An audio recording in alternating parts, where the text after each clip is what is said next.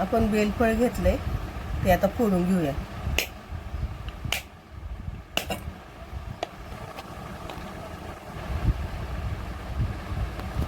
आपण बेलफळ फोडून घेतले. आता त्यामधले गर काढून घेऊया. काढायला चिवट आहे. आपण बेलफळाचा गर काढून घेतलाय. आता यामध्ये आपण पाणी ओतणार आहे आणि पाणी ओतून हे भिजत ठेवायचे आपल्याला 5 मिनिटासाठी.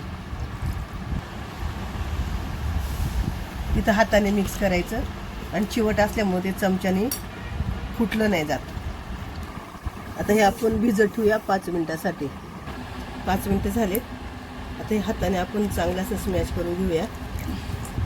त्याच्यातला सगळा गर काढून घ्यायचा आहे आपल्याला आणि हे तुम्हाला हातानेच करायचं आहे, चमच्याने होणार नाही.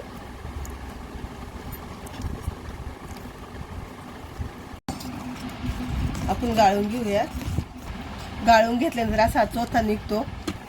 हा आपल्याला काढून टाकायचा असतो म्हणून गाळून घ्यायचं. आपलं इथं गर काढून तयार आहे. त्यामध्ये पाणी ओतूया आणि साखर वितळेपर्यंत मिक्स करायचं. इथं पूर्ण साखर वितळून घ्यायची. इथं आपलं सरबत तयार आहे.